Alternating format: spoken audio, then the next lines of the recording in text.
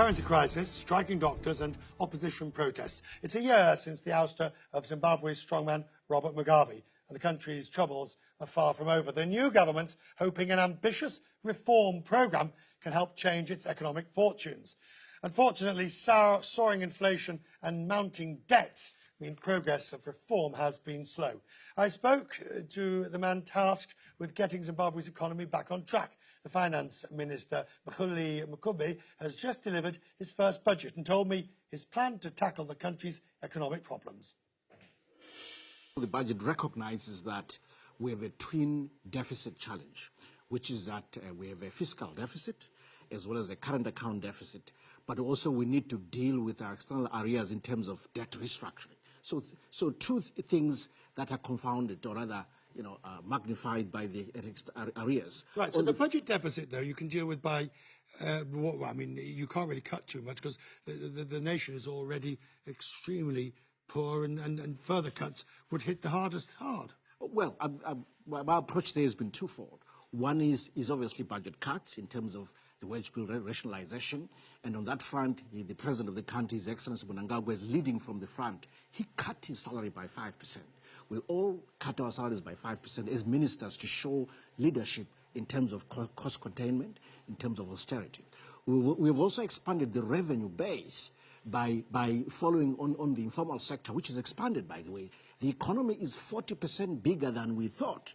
So in order to expand the coverage, we introduced a 2% financial transactions tax. So those two together, cost containment and revenue expansion, have worked very well for us in terms of fiscal discipline and fiscal consolidation. Richard, you'll be surprised that in the last month of October, we balanced the budget. In fact, we have a primary surplus. So we're making progress after only 3 months, in this new government. You still need your lenders to write off or redo your debts. That's correct. We need to have our debts restructured, shall we say, so that we can open up Zimbabwe for investment and international credit lines. We are re-engaging. And that is a two-step procedure. First of all, we had to get our economic reform program, which is enshrined in a document called the Transitional Stabilization Program, accepted globally. We've done that. We've sold it nationally. And then we'll move really into first phase, which is to clear the debt arrears for the African Development Bank and the World Bank, which is what you call the preferred creditor IFIs. We're determined that in the next 12 months that is done. And then we move on to the third phase, which is basically the Paris Club negotiations with the bilateral creditors. Good luck with that. Thank you. In terms of how you're going to open the economy, make it more attractive for foreign investment, who look for a rule of law, who look for stability, look for good gains, obviously. What can you promise them on those fronts, particularly the rule of law? First of all, let me say that Zimbabwe is open for business already. Zimbabwe is easily the biggest buy in Africa right now on any asset. You're talking about the rule of law. Literally, this is about property rights at the end of the day. Property rights are secure in Zimbabwe. We have a judiciary that works. We have contract enforceability conditions that work. We have rule of law that works. And we have a list of other institutional reforms that we're putting in place, including improving the ease of doing business conditions and putting in place a one-stop shop to make it easy for investors to come in. Clearly, Zimbabwe is the biggest buy in Africa right now. And the problem with the biggest buy is that it also gives the opportunity for the biggest corruption.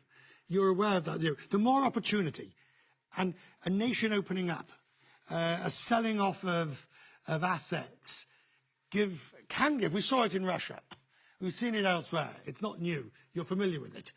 What are you going to do to deal with the transparency and corruption issue? We are dealing with corruption. We're becoming more transparent. We have zero tolerance policies on corruption. This is enshrined in the budget. How many people have been locked up? Oh, a lot of people have been locked up. Absolutely. We're intolerant of corruption. We're dealing with it, and we're desirous to engender transparency everywhere.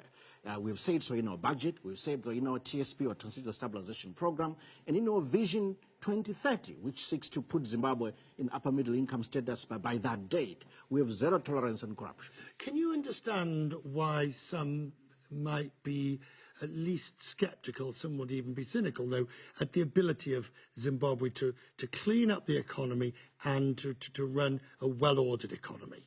The history is against the country. In the new dispensation, we have said that we don't want to focus on politics. We're focusing on economic revival.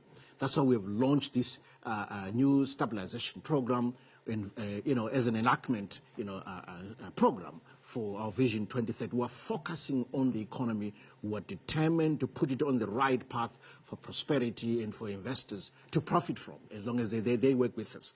They should believe in us. We have strong institutions. Why should they believe in you? Because we're walking the talk. For the first time, we are walking the talk. We're doing everything that we said we will do. We're measuring the results. We're very results-oriented. If you look at our transitional stabilization program, it is a results-based policy enactment program.